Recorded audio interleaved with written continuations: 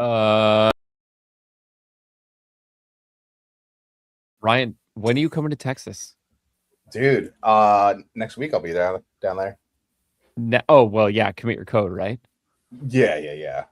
Next week, and then moving down in February is my goal. Okay. Were you making another February. trip to check for places down here or what? No, so I'm doing that now. So next Wednesday, Thursday, Friday, I will be in Dallas or Plano for COIC.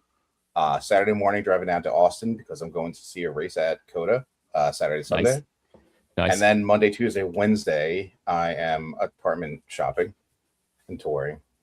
And then after I'm done Wednesday, I'm driving to my friend's place in Spring, right outside of Houston. So Yep. Okay. Awesome. It's hot as hell here right now. I saw. I'll tell you that. It's so hot. What are you guys at? We've had a heat wave, but I bet it's not as bad as yours. It's been over 100 when we were daily, in, right? Yeah, it's been over 100 right now. Yeah. Like 105 like when we were at my parents' 100. place. Not just like feels like. No, it's like feels like 110, but it's Yeah. actually like 104.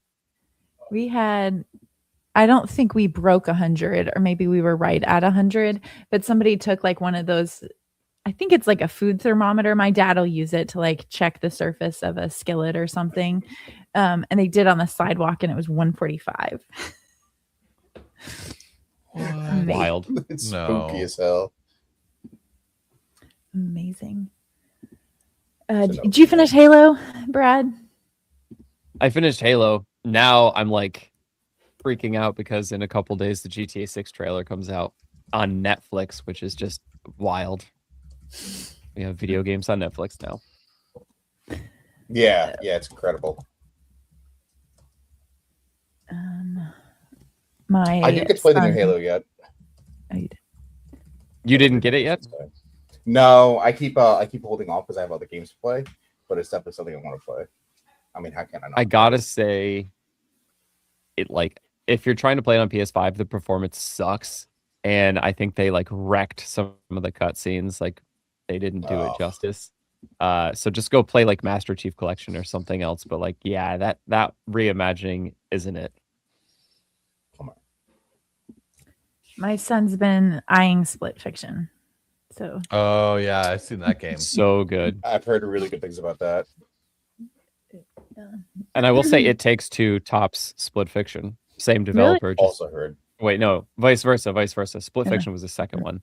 Split Fiction is better than the first one. Okay. Fun.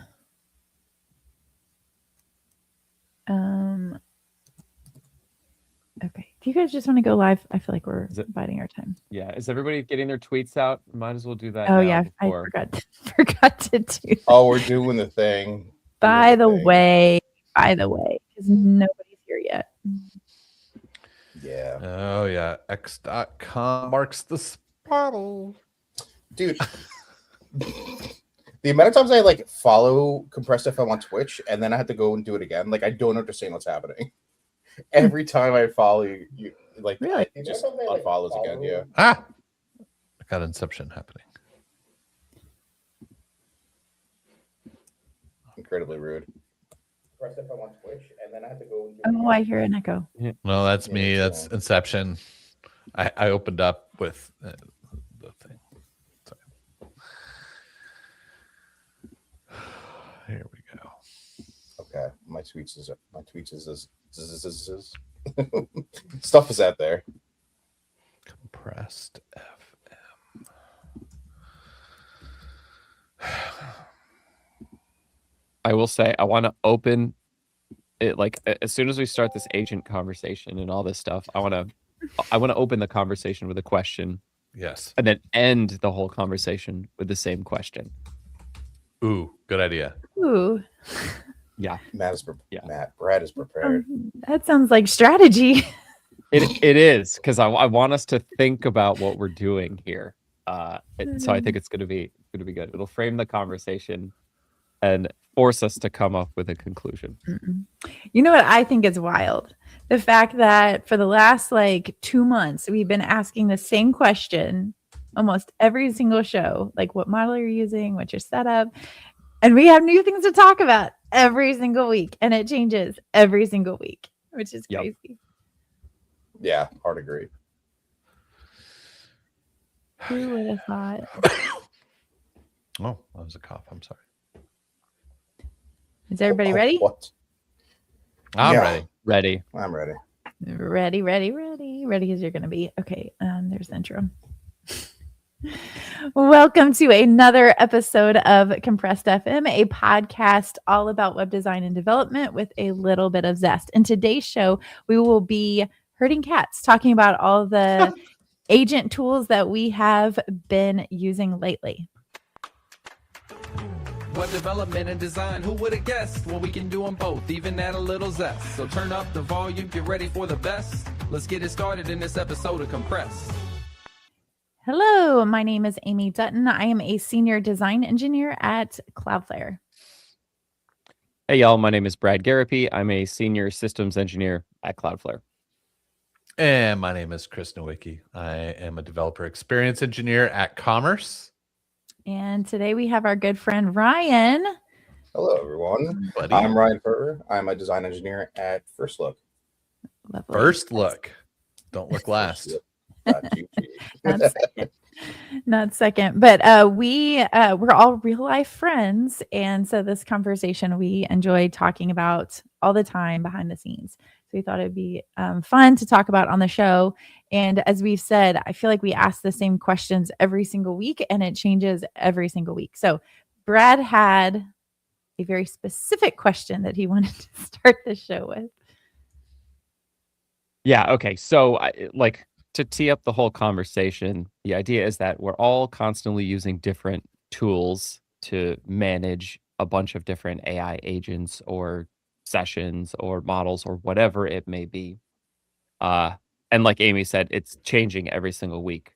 But the question I want to start with, and just the idea that I want us to think about through this whole conversation is, are we working? It's like the productivity question. Are we working on our system or are we using our system? And so I want to plant that seed, keep it in mind. We'll have this whole conversation. We'll come back to it at the end and we can determine if we're just working on the system or we're actually being productive with it. I think that's All valid. right. So, okay, Yeah. with that out of the way, I want to open the floor to Ryan to kind of like Oh, ask man. him, okay, what are you using and what have you found effective to All right, so manage your AI agents? yeah, I will admit that historically I've been a little bit slower on the uptake than like everyone that you might see on Twitter or whatever. I think partially it goes into your question of like, are we working on our product or working on our like how we're doing things? But so I have in the last few weeks settled on Conductor is orchestrating agents or workspaces. It's been really, really great for me.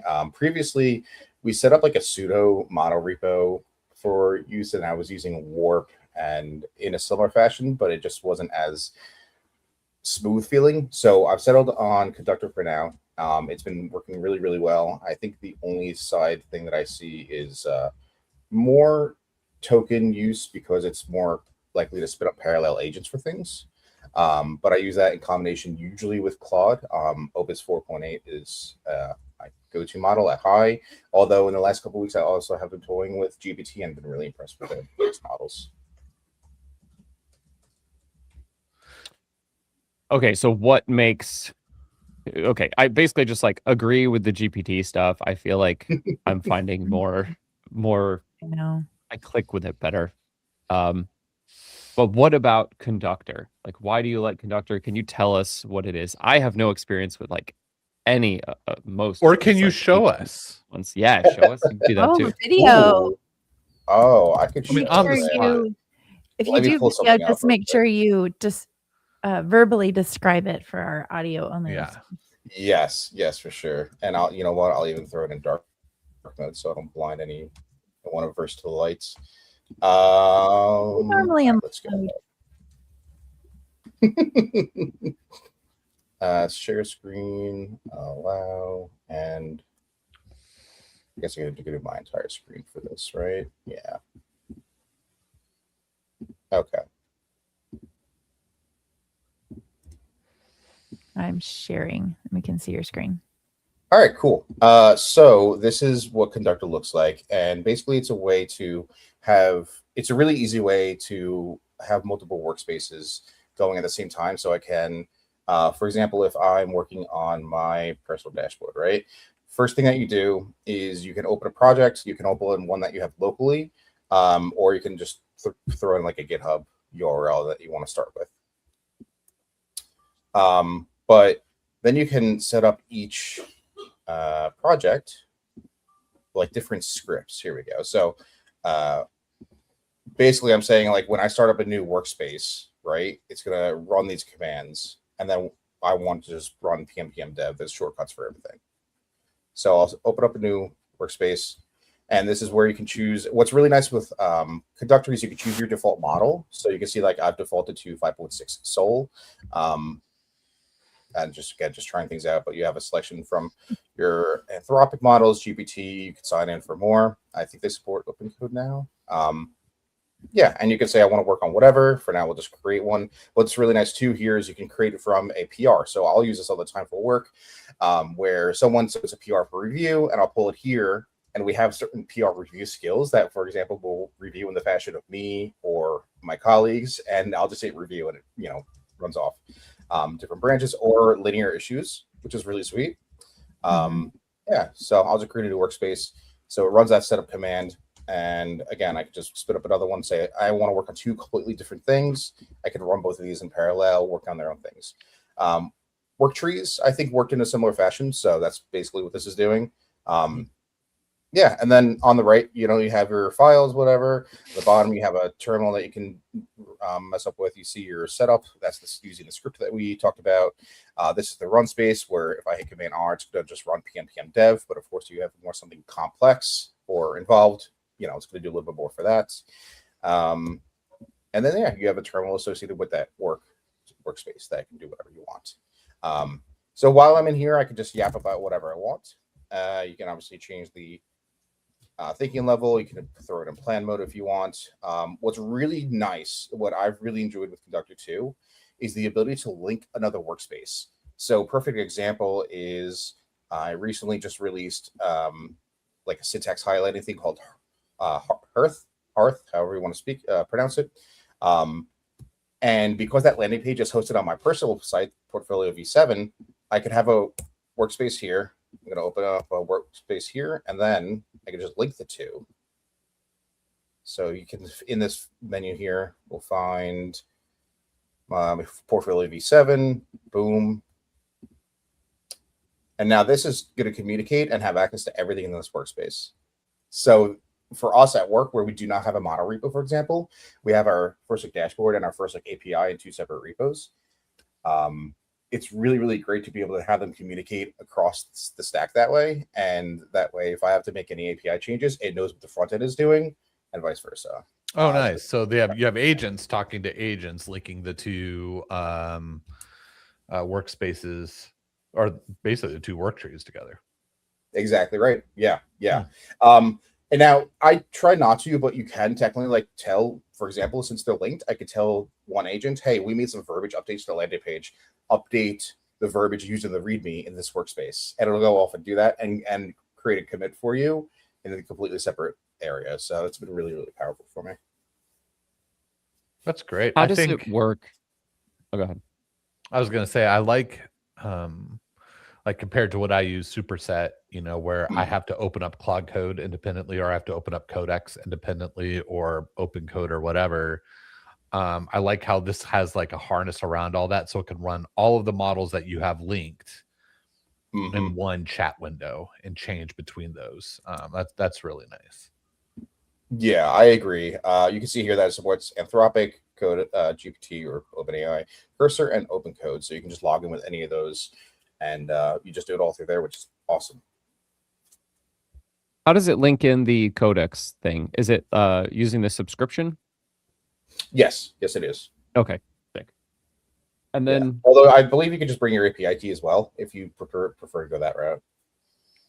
Is that the same cost? I always thought APIs were more expensive than subscription stuff. Yeah, to my understanding, APIs are maybe more expensive based on how much you use. But of course, if we live within our weekly budget that OpenAI gives us, which now if you're on the $20 month plan, it's you have the same 5-hour window that like Anthropic gives you, even, which is whatever. But yeah, so I choose to go with the subscriptions rather than API costs, partially because it's just more predictable. Like I'm not maxing out every week, and that's fine with me. I'd rather just the predictability and cost rather than like, I don't know, a rogue agent doing something that I miss and is just running for weeks, and that's a nightmare. But yeah, 100%. Yeah.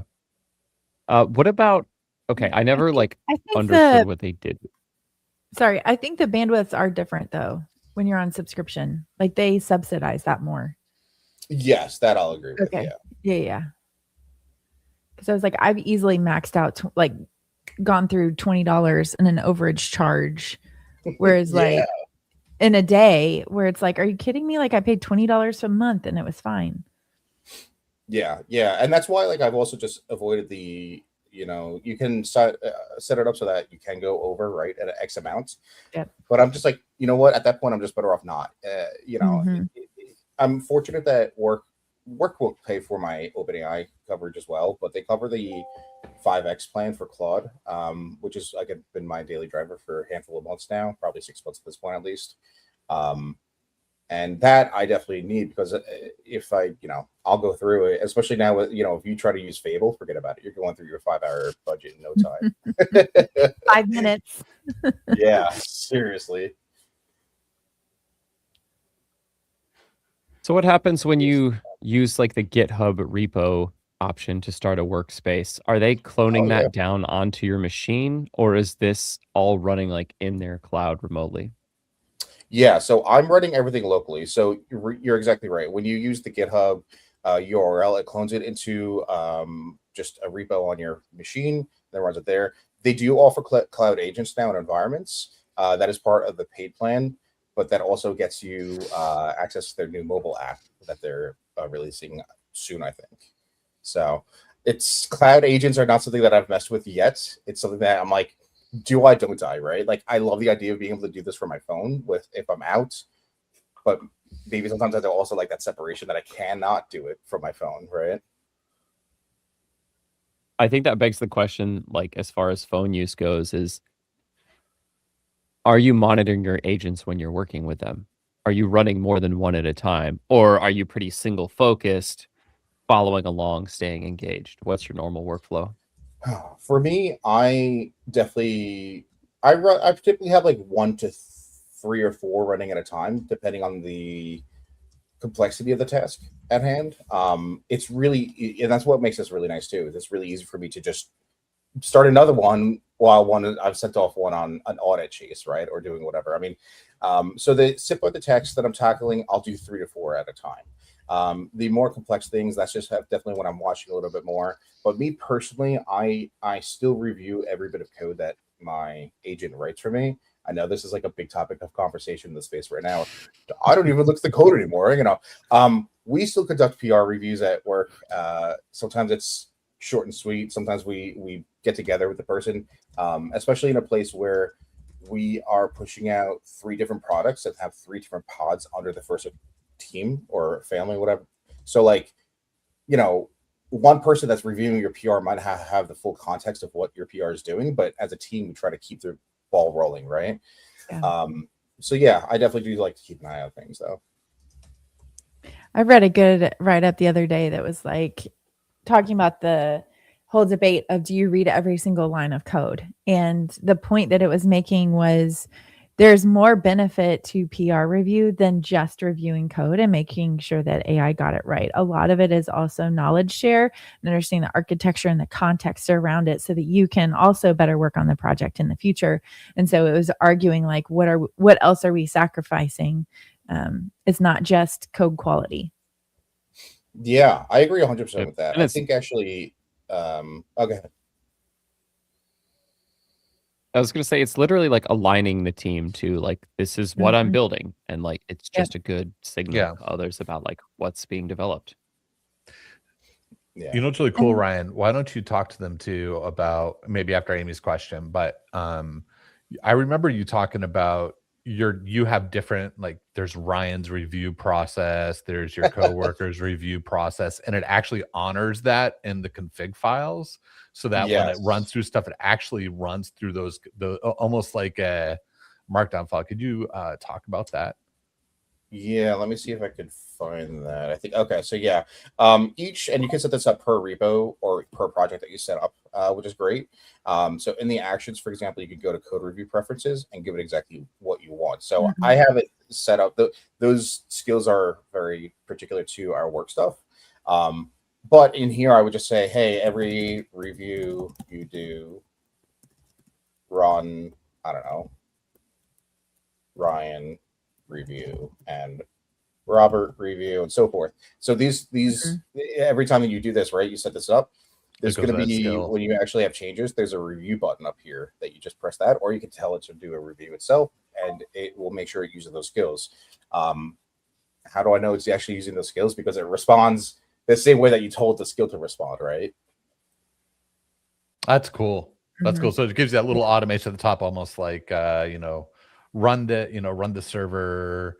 Okay, this looks good on your end. It's polished. Let me just run it through what our standard internal reviews look for, that are skills that are set up to do that. It runs through that, makes updates and changes, so that by the time it gets to the PR review, it's already gone through the AI version of Ryan. yeah, no, exactly. I think so. There's two parts of that. Like, number one is, since I've been running those skills for my personal reviews before I even open a PR for human review, I have gotten, I think, next to 0 cursor bugbot comments Oh, on my wow. comments. Yeah, whereas other teammates still do, which I find really surprising, but really also relieving, right? Like, bugbot is, I think, really cool. Along with, we're also going to be exploring like Killer Rabbit and some others, I think. But bugbot has this thing where you'll like, it'll find something wrong, you fix that, and then the next time it reviews things, it finds 5 other mistakes or Mhm. 5 other things, and that's really frustrating, right? Because I just want it all in one. Why did you find this the first time? So it's been really powerful for that. And secondly, it also makes it quicker and easier for me. So actually, the CEO at first, like Robert, made the Ryan review skill, which then prompted him to make one based off of him and the co-founder Renee. And it's like every review I was doing was like pointing out the same things, because I kind of like have this ownership feel of the front end, right? And especially since we're building in mid building out a design system for things, those engineers that aren't so privy to that design system are going to keep using old patterns, and their agents are going to use those old patterns because that's what's more established, right? So now this skill basically will just look for those flags and hopefully doesn't do it. Of course, we've updated our agents MD, and we have associated docs that it can then use to review those things, really trying to make more deterministic outcomes of our agent use. But listen, like people make mistakes, agents make mistakes. So again, that's why I still review things, right? It's never going to be perfect yet. I have an engineering suggestion here, because you use the word deterministic, and I've been kind of beating this drum. It doesn't matter what you put in your agents MD. It doesn't matter what skills you have. LLMs are non-deterministic. And so using agents to write custom ESLint rules to enforce your design system is like an A+ play. I've used that strategy to like deprecate old things, and you keep track of like the warnings in the code base and work them down slowly, and it's worked beautifully. And agents are super good at writing custom ESLint rules, even though it's like that kind of is obtuse to us. interesting. No, that's really good, because ESLint rule, like literally, a coworker of mine actually submitted an idea of using ESLint for using these classes and not these classes, right? Pertaining to a design exactly. system. And but I'm these like, are I don't know how we things could do you don't this. use. Yeah. Okay, so good to know. So we're gonna have to revive that PR of his, because it's been like just kicked down the road, and we'll have to see if we can make better use of that, because that sounds like a really good solution. So what I'm seeing in Conductor is that it's very code oriented, and like I'm a Codex user, and when I compare this, ChatGPT now, whatever, I hate calling it ChatGPT because I feel like a normie, but like You are a normie, Brad. what I feel like though is like I do use ChatGPT for everything. Like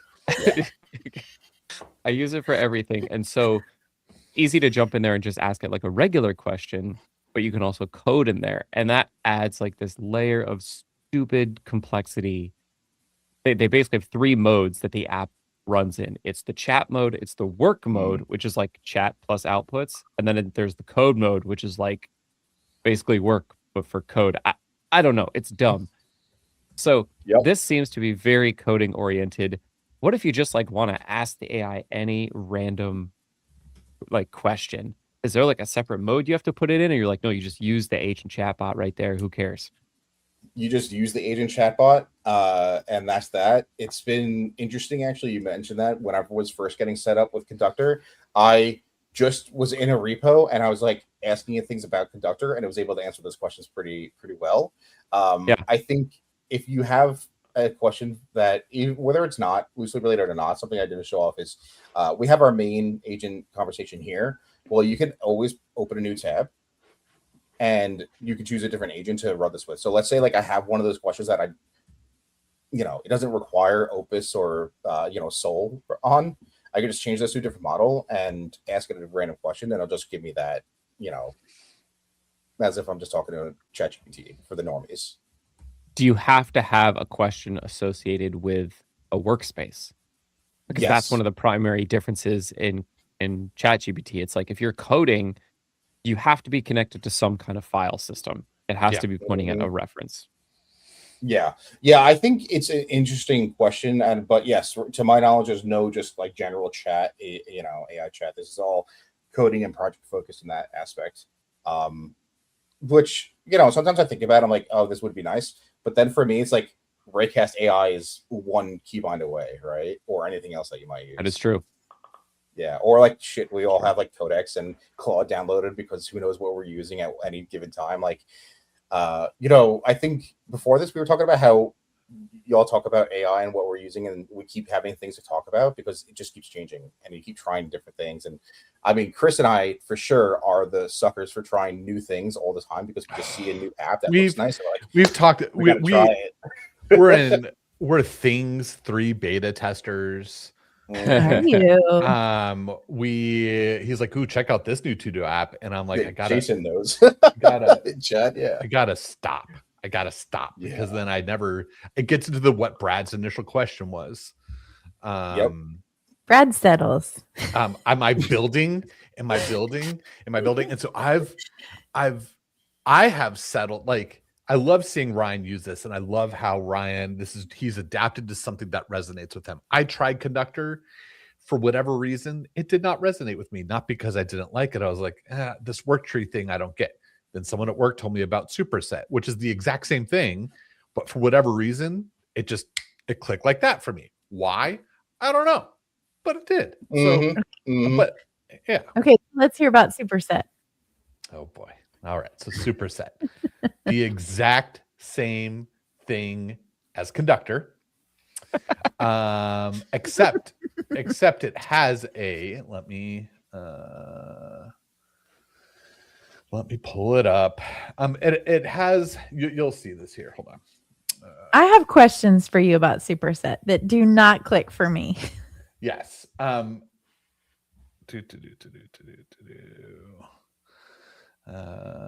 Back which desktop? I have too many. So side note, I'm trying to work with one monitor.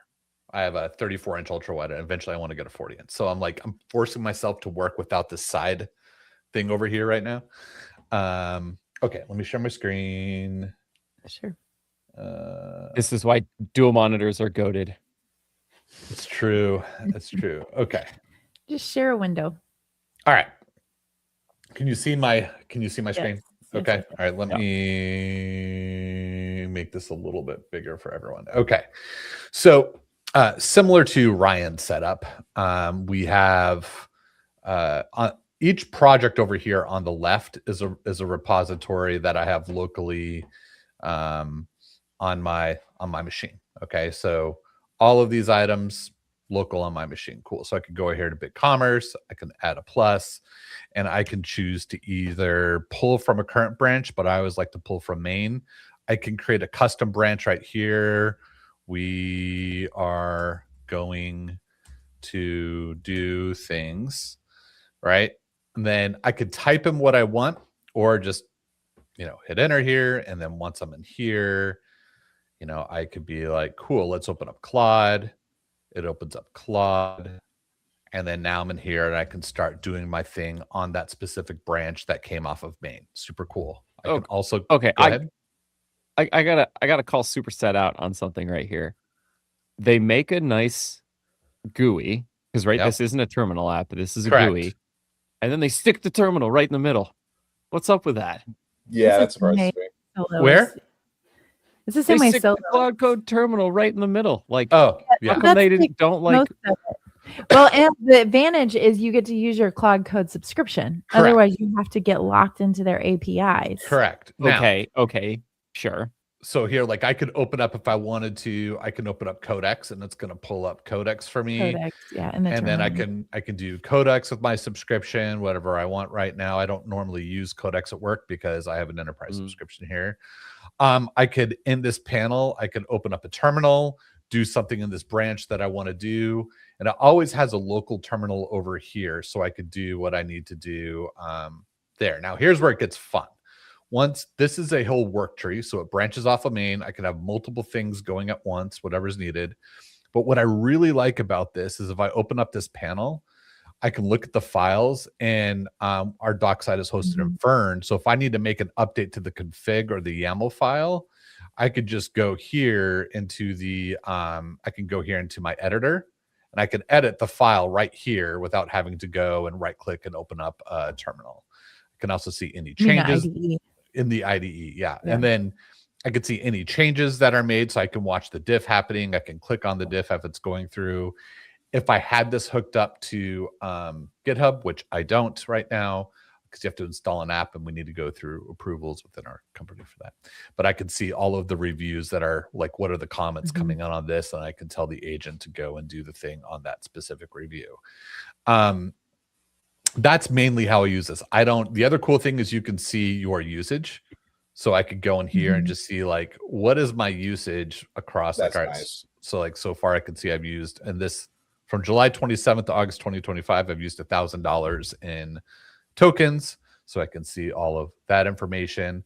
Again, I'm not hooked up to any GitHub. We don't have the task. I haven't played around with tasks or any of these other features.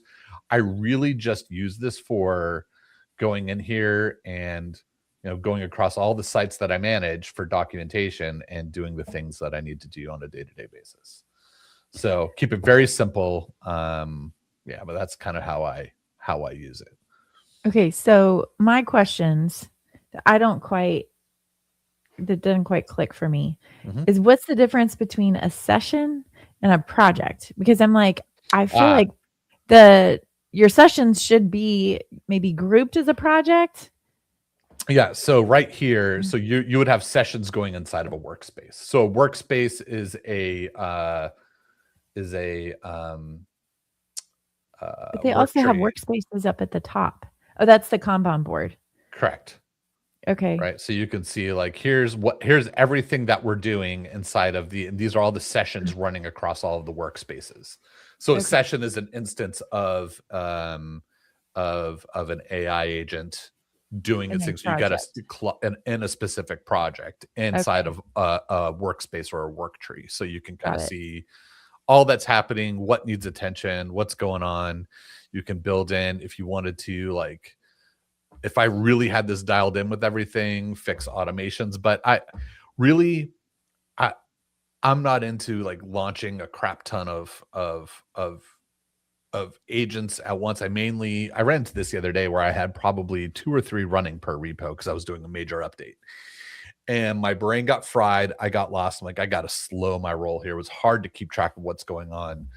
What's nice is like if every week I do like a triage intake on our sites, and the biggest one that we get hit on is BigCommerce, just little things here and there. So I could run 4 fixes in parallel with each other it just runs to completion, pulls up a PR. I can go and take a look at it, review it, and then push it, and I'm done. Rather than doing one, waiting for that to be done, doing the other. So I might kick off items like 4 at one time for BigCommerce, go handle the Makeswift ones, Feedonomics ones, and then I'll go handle other tickets, things that I'm integrating while I'm waiting for those just basic schema updates or whatever to happen here. But for whatever reason, this just works for me. Don't know why. I like the setup. I like that I can change the theme because themes are fun. So like this is the Capuchin theme, which I absolutely love. And maybe I need to set up the Ryan theme, the hearth. Yeah, when I get that set up. But yeah, really. I mean, and then compared to like Solo and even using Conductor, like Conductor has those added things where, hey, make sure you run. We can do a lot of that too here. You can go into some settings. You can go ahead and here, like I can set it so that it runs Claude Opus 4.8 when I run because Opus 4.5 stinks. I can choose terminal presets. I can go in and do, if I was linking up specific API keys, I could do that and go on from there. But I really, what I like about Conductor is that you can add in all those extra, hey, when we do a review, run these things to review. And that would be a really cool thing for this to add. What I don't, and I can add in here as well per project.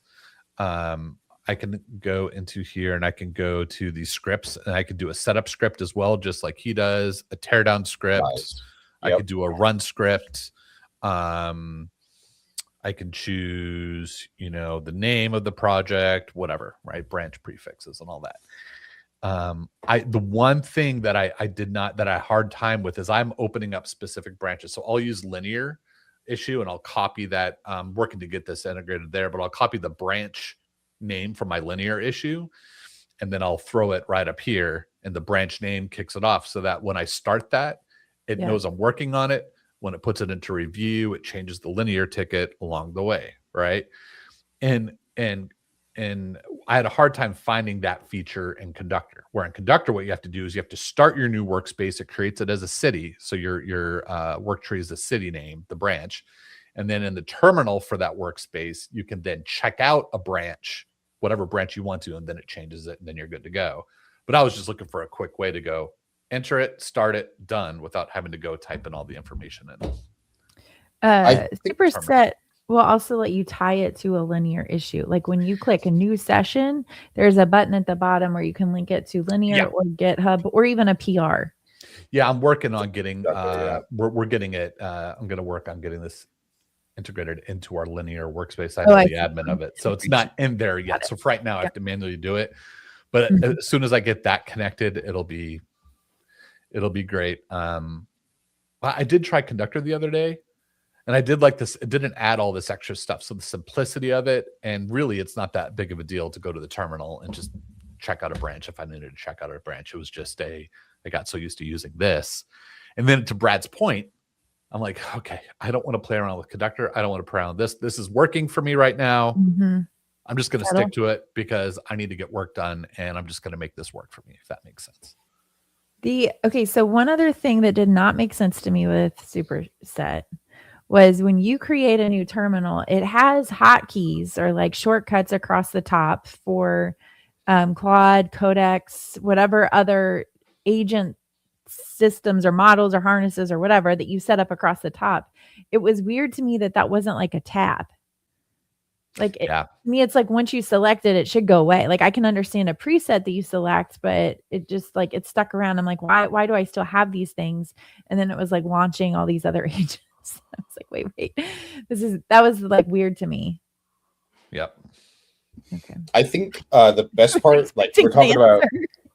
No. Yes. The best part, like that we're talking about all these different tools, right? And I was mentioning it to Diamond Boy in chat, but like we get to pick and choose what we want because there's things that are so similar yet slightly different that maybe works better for Chris or works better for me or whoever. And that is like that's great right now, as similar as all these apps, including like Codex and Claude are at the end of the day. I mean, you can do so much stuff with Warp too. This is going to be super fun because I am not going to show either of those. We were joking beforehand. Yes. When we recorded, I was like, I'm going to pick. I think I've landed on something and it's totally different. So I'm Chris, going to did you call highlight. it? I think I called it. I'm What'd ready. you call? No, I called Solo. Yes. Okay. Anybody else? I said not herder. I'm gonna be shocked if it's Herder. It's not Herder, and it's not Solo. Is it Well, T3? yes. Shut up. No No way. way. I am shocked. Because you So- haven't mentioned this. Okay, before, so didn't that's a expect disappointment. it. Yeah, Yeah. so this is fun. Okay, so let's kind of talk through them. Herder runs directly within the terminal, and I tried using that, and I was like, "There's actually aspects of this that match Solo, which I really do like Solo." And I've been bullish about Solo like the last month.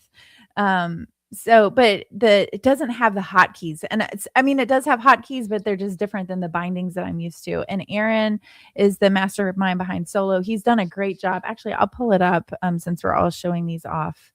If it'll let me share my screen, this will be fun. Share screen. Okay, so here is Solo, and I have all of my projects loaded in. He has, I've seen screenshots where he has like workspaces. So the way that Aaron works is basically like if I'm not going to necessarily do work trees, but maybe I'll have the exact same project cloned on my machine multiple times. And so that would be like within a workspace. So then like say Formtastical would be listed multiple times, but he could come in and say like, this is the feature that I'm working on. So when you click in, you can load different agents. You have a section for terminals, you have commands. So like, and you can set these to auto start. I have nothing set to auto start, but like if I were to start working on this project, it would automatically spin up the dev server, set up Drizzle, and do my end-to-end tests or, whatever. One feature that I really do love about Solo is you can set up a scratch pad. So you can go back and forth with like different agents. They're all contributing to something, or say like it outputs something. You can say, hey, I want to save this, send this to my scratch pad. And so it'll save that. And I can also say, hey, like break these out into to-dos. So it has this as well. So the only weird part for me is I feel like I end up managing this and say like linear. And the only reason, this is so dumb, the only reason that I like linear over this to do is that it's so simple. And a lot of times, like when I'm doing front end work, I want to drop screenshots into the issue, and you can't do that here. It also is really hard to set up hierarchy. So if I'm like, hey, this is a sub issue, like it does blocking. Anyways, some of it is just not quite as functional. You can tell that it's a simplistic version of linear, but the MCP server for Solo is what makes it magical, because when I kick off a task, I can say, hey, do sub agents, use your timers to check in on those sub agents, report back, maybe work off the same to-do list that I have down here, like update them as you work, or update your scratch pad. If you notice like a Terraform thing that needs to be updated, go ahead and make a note. You don't have to do it, but just make a note. So it's nice that you have kind of like this work environment. And this goes back to exactly what Brad was talking about. These are really wrappers for your terminal, because if I click start or resume last session, it's going to pull up the terminal directly within Solo. It's a wrapper. So the reason that I went on T3, let's change what screen you guys are seeing. I'm going to pull this up. And this isn't quite as like filled out as my Solo or even the ones that you guys were showing, mainly because, hold on, I'm not going to be able to do this at the same time. Stop screen. Because I just started experimenting with all of them yesterday and trying to figure out which one I really wanted to work with. So you have projects, and if you can say all projects, and I'll show all the projects that you have working on, or you can like filter them. So right now I don't have anything with check. So here under Formtastical, I can come in and I can have a lot of the settings that we've been talking about, like what are your default models, all the things. Some of this navigation thing I feel like could be cleaned up, because I'll kind of get lost, like, okay, where am I starting a new chat? But here you can select your models, you can select the effort, you can say like if you want it to be on auto or supervised or whatever, you can set the branch. I feel like these are standard things that are in all of them. You can say like if I want it to run in the current checkout or set up a new work tree. There's also features where you can open stuff within Cursor or whatever your IDE is. You can set up an action. This is kind of like with Solo, where I could set up like, hey, run my dev process or my build process. It does have side panels here, which feels like if you've used the Cursor app or even some of the ones that you guys were showing, or have the terminal, I can pull up my browser directly in here, or terminal instance related to the chat session. I can look at my files. I do like this because that's where I felt like I was using an IDE sometimes to like specify like, hey, look at this file. And I just wanted it to be more direct instead of having to like AI go through and figure out exactly what I was talking about. So I do like all that stuff. But here's the kicker for me. And this is why I said T3. All these things feel the same. But the one feature that it has that I'm like, this is the deciding factor. A couple weeks ago, I talked about how I set up a Hermes agent. And I can connect this to multiple computers and I can connect it to my Hermes agent on the server. So there is a like T3 CLI that runs on the server. So it's like a headless version of all of this. And I can come in and say, I think it'll even tell you like this one, I think is maybe on the server. So yeah, this one is running on the server. That's why it says server, whatever. This is running on my computer. So I can have it working on the same project in multiple areas. And the reason I like that is I have a laptop that I will sometimes take with me. And so I can't necessarily use my phone or use my iPad to trigger off a task. So, and I have been surprised how much I actually enjoy triggering off tasks with my phone or my iPad, or just being able to check on it. And it's different than just saying having Claude or Codex or ChatGPT up to say like, yes, approve on my phone. It's a little bit different than this. So I'm still using the Hermes with Telegram to be able to kick stuff off. But the hard part with Telegram is it's harder to say like, oh, these are different sessions that I have from a code perspective. I want to see exactly what you're doing. I want to look at the diffs, things like that. And on the app is incredible. Like major props to Theo, because I can look in, I can see the file tree. I can click directly into the issues. I can check the PR, everything from my phones. And it's, actually, I think I like the phone interface better than the desktop. So that is cool. I'm excited about this one just because it feels like I have all those features that you guys were talking about. Plus, just to me, the deciding factor is being able to run it on the server. Now, can I connect it to no? Oh, I don't think you can connect it to your cloud subscription, right? So it doesn't, but No, you could run. You can. You can. You can. Yes. Yeah. In fact, Theo posted a message like last week and was like, people, like this is just a wrapper. You can legally use your cloud subscription with this. Okay, so it's just a wrapper. It's not an actual harness. Yeah. So it does, like, it is a designed UI. So that's like one of the things that Brad was pointing out. It is a designed UI. You're not pulling up your terminal session, but it is just somehow it's a wrapper. Somehow he's parsing all of that. So you don't get that TUI interface, but you can use your subscription for all of that.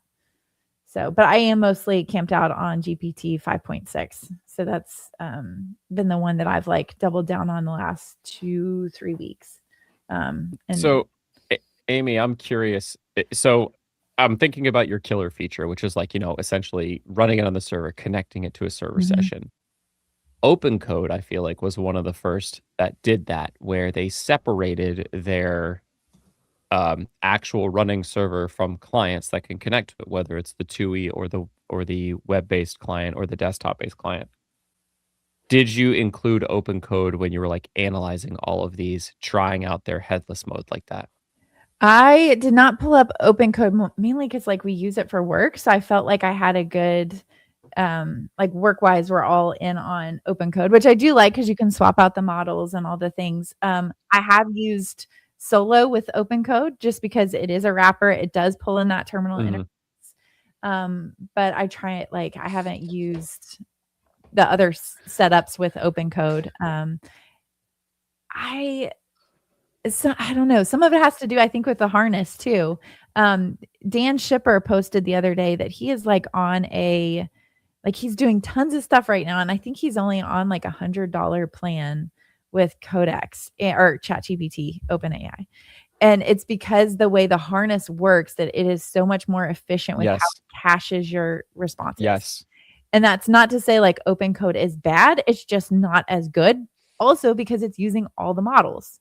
It's not a first party harness for that Yeah, model. exactly. Obviously, Claude Code works best with Anthropic models. Yes. They're all just built that way. Mhm. Yes. But I do think Supposedly- OpenCode might. Go ahead. Oh, I was going to say supposedly. I feel like people have said in the past that Cursor's harness works better with. I'm getting better with results with Claude on a Cursor's harness Cursor. than I am with Yeah. than Anthropic's own. So I wonder about the truth in that still though. Like it was Well, ever actually. there's a difference though than what we're talking about, right? So like you're talking about output being better. We're talking about token usage being more efficient. Oh, true. Yeah. So like I think both of us can be right. Yeah. Yeah. That is true. Yeah. Sorry to So interrupt. Okay. no, you're fine. That's a great point, and like definitely worth clarifying for people is like the difference in like what you're doing, like how they're displayed, how they're getting used, and what features are important. Yeah. I can't show my setup because I'm on my work computer, and I can't have. They don't want us to put ChatGPT on the work computer. But I'll say the killer features for me. I use ChatGPT or Codex, and I like it for two main reasons. Number one, well, I guess maybe three. So it is a designed UI, which I appreciate. I'm kind of getting tired of looking at TUIs. Number two, it does have the ability to just ask it stupid questions, right? You don't have to like treat it like a code editor. It's like your AI portal for everything, which I kind of like. And number three, and I don't know what other harnesses have this because I haven't done the exploration, but my favorite thing is anytime the AI produces a response, you can add inline comments, multiple of them, and it gets added to the next chat. Or if you're reviewing code that the AI output in one of the right-hand panels, you can like highlight lines, add a bunch of comments, hit enter, and it will just go address it. And I really like its ability to like steer the conversation, like where you can inject a prompt and it will take it next, like immediately and kind of guide its output versus like waiting until it's all done and then accepting the next input. So Conductor lets you choose that, and it's so Okay. lovely being able to do it mid conversation or mid thread. Yes. I'm with you. I do appreciate the design of Codex, the GPT app in general. I think they've done a really good job as well. I've been toying with doing that because, like you said, I think my one qualm with what they've done right now, and you touched on it before, was like the separation of things, and it's just a little bit confusing. Yeah, super. Why is chat from work separate? You think you could get work done with chat, right? And coding is obviously maybe warranted to be a little bit different, but I don't know. What about do any of the other harnesses do what I was saying, where like if you give a prompt and on the right-hand pane, you can look at the diff that it produced. And ChatGPT gives you options for this diff. You can look at just the code produced in the last turn. You could look at all unstaged code, all uncommitted code, right? You can slice it in a lot of different ways. And then you can go through and comment on individual lines and feed that right back into the chat session. I have not played enough with T3 to know if it does stuff like that. You can comment on individual lines though, as you're describing. And I know Cursor, on the diff. On the diff, okay. Yeah. Yeah. And then let's see, I haven't checked to see if that can do that within the code view. But Cursor does that as well, but that's kind of I say that's their bread and butter, but they've started pushing people more towards their agent layout than the code IDE. Like this is kind of why I don't use an IDE anymore, because I'm asking AI to do something. I'm looking at the outputted code. And if I want to rename a variable, I just highlight it and say, rename this, right? The editor is out of the flow, although you're trading that for tokens, unfortunately. But like, I'm okay on usage. Doing something like that is fine. And like we said, ChatGPT is pretty efficient with token usage. So my whole workflow becomes like prompt AI, look at output code, comment on output code, and then have AI change it. Do you feel like you're missing context? Because like a lot of times when I'm I'm looking at the file, I'm like, oh my goodness, break this out into another file. Like there's no reason why this file should be 20,000, I'm exaggerating obviously, but 20,000 lines. Just put that in its own component. Do you feel like you miss that when you're just looking at the diff? Maybe it's because my starter templates are like small and well broken out, because I generally don't patterns start established. projects from scratch. I say like, this is my starter, go from here. And if I hate something, I'll be like, move this into a new Mhm. folder or make a component out of this, and it'll just do it. Yeah. But that keeps my I've- brain moving. It keeps me very actively engaged with the session and in tune with what's going on. And I feel like I found like a sweet spot in AI usage. You know, if you're too in the weeds, you're like, oh, I could just type this out by hand or whatever, you know, and you're prompting it to do every little thing. If you're too high level, you're like, I have no idea what's going on, and I'm pressing OK to everything. But Mhm. if you're in this middle seam of like, I'm designing a database schema or looking at these helper functions, or like right in the middle there, and you're going back and forth between like kind of planning, coding, that's the right height that you need to be to hit flow state with AI. Otherwise, I feel like I check out really fast just waiting for prompts and stuff. Do you feel like that's different on personal projects versus work projects? And for work, where's the rest of your team in that? It's definitely different between personal projects and work projects. I like my personal website, for instance. I try to make sure that every single character is like pretty pristine in that code base because I care about it a lot. Some work projects just need getting done. Like I built an MCP server, and like as long as the auth layer and the data that's coming back are correct, this is just like a data transport. I don't care about how it's getting done. Just like call the API, get the data, output it. We've got schemas to validate this kind of stuff. But then there's other projects where I need to be heavily involved in the architecture, and I'm like producing one-off HTML documents or Markdown documents to document all this stuff, and I care about at least the interfaces and how things are connected. So I have projects at all levels, and I find myself at different points of like engagement, you know, at each one of them. That's really interesting. It's like you're across the spectrum of everyone out there talking about all things. I review it. I don't review it. I sometimes review it. Do you really need to review it? Yeah. And I mean, I think that's valid. Like your personal stuff, like I want to be able to know what I'm doing, and I want to know what my code is writing because it's my personal site. I want to be able to speak to what is happening behind the scenes. If anything, you know, I've found that even when about a month ago, I think I talked about this in one of our previous episodes. I was like, I want to start a scratch Astro project without using AI. And I was like, oh, this could take so much, like, as I was going through it, right? And so I used it to set up. I said, here's what I want you to do. I want you to use the new Satori Markdown processor that they have. I want you to do this. I want you to do this. Here's the docs, go, and it set it up. And then I went to go start doing things. I'm like, but why? Like, and so now, like to Brad's point, though, like I'm viewing the diffs as they're coming through. I'm like, explain to me what you just did and how these things function together. Like, explain it to me. And so, and I have an explain skill. It explains it to me.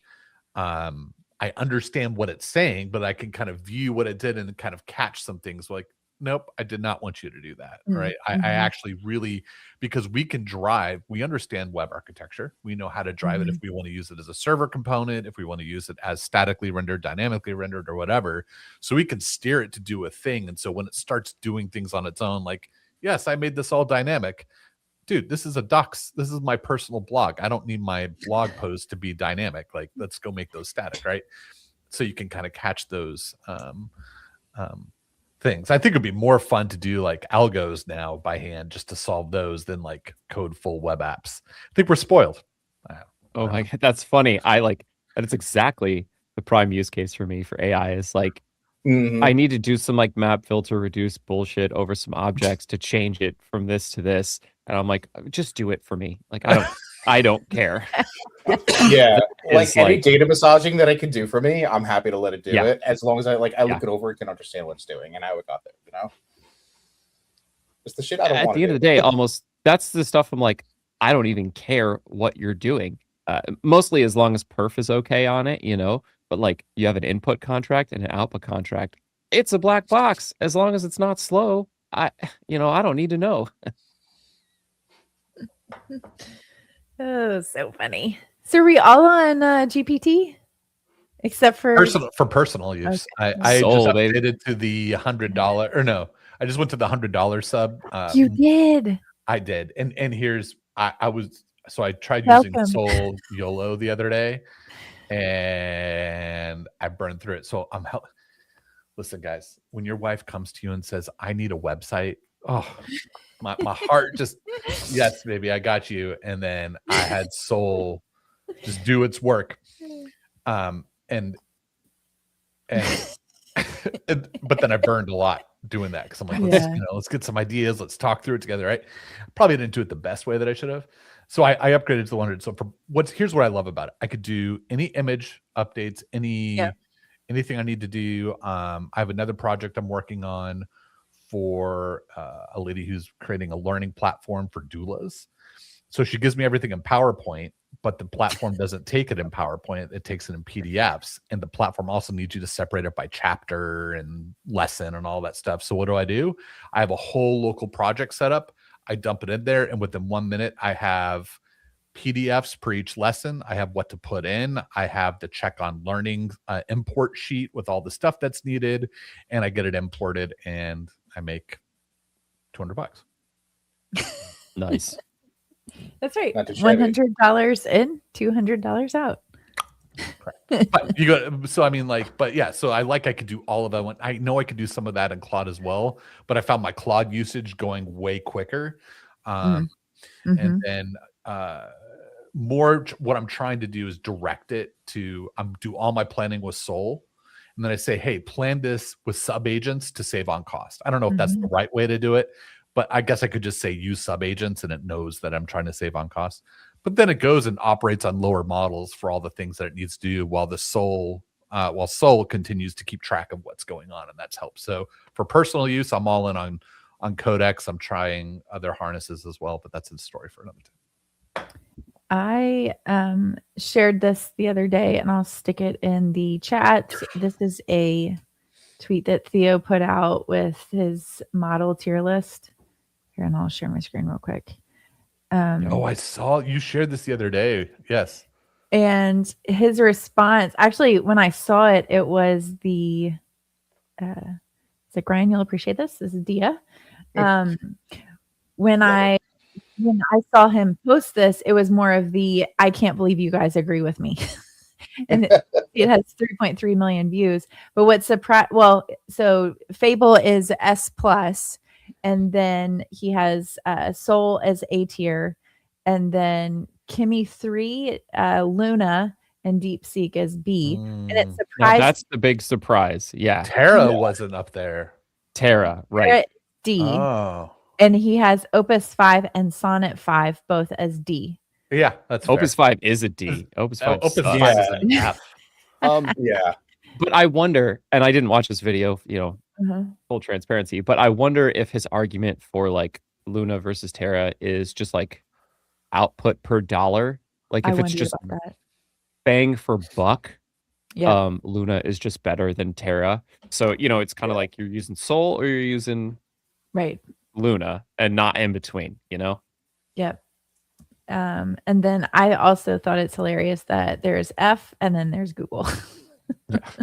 Bad. Yeah.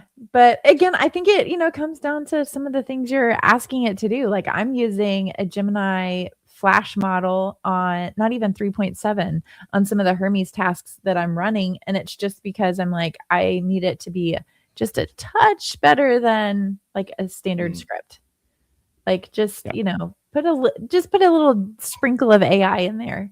And then it's just, my own thing. So it's fine. But I have experimented with having Soul plan and then Luna run the task. I was talking to a coworker and he was saying that he's using Soul to plan and then he's using the GLM model, which here it's rated a D. But he says the first like non Anthropic OpenAI whatever model that he's actually had a lot of success with on execution. So if I start like really bumping up against my usage limits, I'll start doing that plan versus implement split. But like I tend to run out of my tokens right on time. And if I run out early, I play some video games. Like I take the night off. It So takes the break. It forces it's- you to step away Yes, from mental yeah. health. yeah, and honestly, the usage is I'm on the 20 plan. I think the usage is perfect. Just running Soul all the time. Really love it. I gotta say, Okay. someone, and maybe I'm sorry, real quick. Go. Someone told me that they actually use Terra for planning and Luna on high for the actual execution of things. So they're like really maximizing their usage of yeah, and I was shocked about that. But maybe that's like the way for the people on the plus plan, the $20 a month, to really make sure that you can get through it. I think I've only run through that once, but I have the 5x cloud plan, so it's I'm not a true use case of that. For someone that's on only that one plan, maybe that works out best for them. I'm not sure. Cool. Well, I know we are at time. I'm gonna skip picks and plugs this week if that's good. If everybody's good with that. I want to revisit our question. Our question that we started with. Okay. Yeah. We spent an hour talking about setups. Do we think that this is the same pitfalls as productivity systems? Are we all just working on our agent setups? Or do we genuinely feel like we're pushing out more code, whether this is work, whether this is personal? What do you think? I'll answer first here. I'm walking the fine line. Okay. I'm walking the line. And because I most desperately want to go, like while Amy was talking, I downloaded T3 code and I'm like, no, because now I want to try it. Right. And so when I stuck with Superset, regardless of why and the things or whatever, I've been more productive because I've learned how to maximize use of it and I'm just getting crap done. And at the end of the day, that's what matters. I think it's easy to fall into the trap of productivity systems. The hard part is they're releasing so much new stuff that you have to resist the urge to try the new. And maybe for me, it's not going to be my work tasks where I try the new. Maybe it's going to be on my personal computer. I'm going to download it, play around with it, see if I like it. And then if I can, adopt it easily, then great. But I'm walking that fine line, as Johnny Cash would say. I walked the line. That's what I was going to reference. Johnny Cash. What about you, Ryan? Oh, man. I think, all right, I have a little bit of a take that I don't think is that hot. But I think as we explore more options, it's going to become quicker for us to adapt to these new tools because the UIs tend to be very similar and the workflows are similar at the end of the day. It's just a matter of the small intricacies that makes them different. Yeah. Such as Superlist T3 versus Conductor versus whatever else, right? They're all so similar. But I'm also with you that like it takes time to learn how to use a new tool. So right now, I for sure am putting out more code, but I had to pick and choose when I try new tools because I know that my productivity will be down for a couple of days, as a result. I think the difference with this compared to like, say, a productivity wave is like when I was looking at Herder, some of the advice that I read was ask AI to set it up for you. And so like that's different when it's like, oh, I've got to go in and click all the buttons or set up all the workspaces myself when it can just like kind of figure things out and show you some of those features. So it's a tad bit different. And I think, when I was experimenting with everything, the difference is I have a project that I'm like, okay, try and run this one issue on it. So I didn't feel like I was losing steam because I was putting different issues. I wasn't trying to run the same task everywhere. So I felt like I was at least making progress in other places.